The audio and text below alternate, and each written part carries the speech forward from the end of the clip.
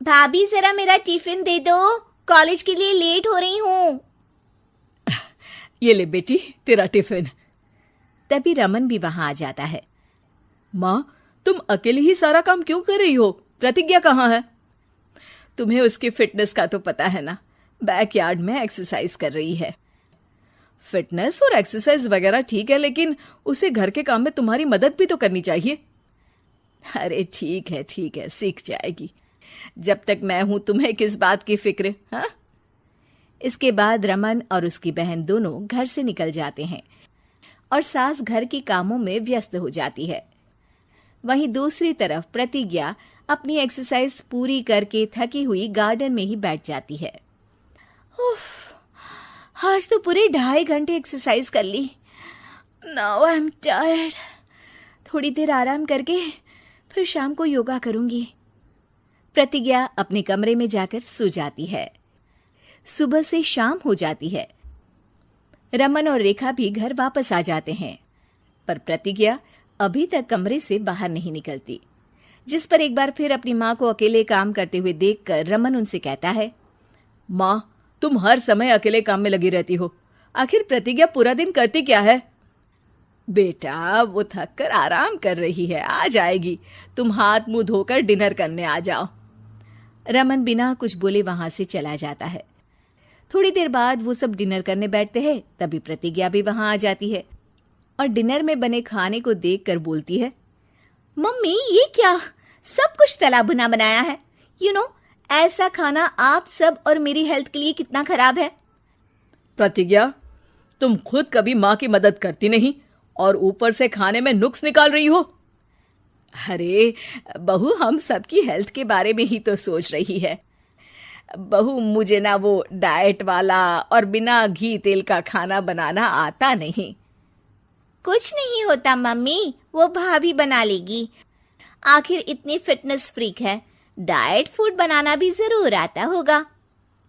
वो सब डिनर करके सोने चले जाते हैं। अगली सुबह फिर हमेशा की तरह प्रतिज्ञा अपनी एक्सरसाइज और योगा करने लगती है और उसकी सास घर का सारा काम, जिसे करते हुए अचानक उनकी तबीयत खराब हो जाती है और सीने में दर्द शुरू हो जाता है। मर गई बहू। रमन, अरे कोई तो सुनो। और इसी बीच वे बेहोश हो जाती हैं। सास की आवाज सुनकर प्रतिज्ञा और उसका पति भागते हुए रसोई में आते हैं, जिसके बाद उन्हें लेकर अस्पताल जाते हैं। डॉक्टर प्रतिभा की सास का चेकअप करके कहते हैं, अरे इनका कोलेस्ट्रॉल लेवल तो बहुत हाई है और दिल भी कमजोर होता जा रहा है। इनका लाइफस्टाइल और खाने पीने की आदत बदलनी होगी। सिर्फ light and non oily food ही खाना है और कुछ समय तक पूरा रेस्ट, साथ में कुछ एक्सरसाइज या योगा करे तो अच्छा रहेगा। पूरी जांच के बाद डॉक्टर उन्हें घर भेज देते हैं। अब घर का सारा काम प्रतिज्ञा को करना पड़ता है, जिससे वो अपनी सास के साथ पूरे घर को डाइट फूड खिलाना शुरू कर देती है।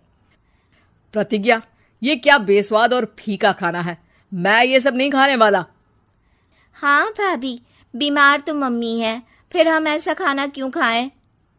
प्रतिज्ञा किसी की बात पर कोई ध्यान दिए बिना सास को बढ़िया एक्सरसाइज कराने के साथ कुछ ना कुछ गड़बड़ करते हुए घर का काम करती रहती है। एक शाम रमन प्रतिज्ञा से चाय मांगता है। ये लीजिए, पर मैंने इसमें चीनी थोड़ी कम डाली है। रमन चाय पीता है और तुरंत ही उसे दोबारा कप में पलट देता है। अर्र, कौन सा जहर है? अरे जहां खाने में नमक डालना होता है वहां डालती नहीं और इसमें नमक ही नमक भर दिया।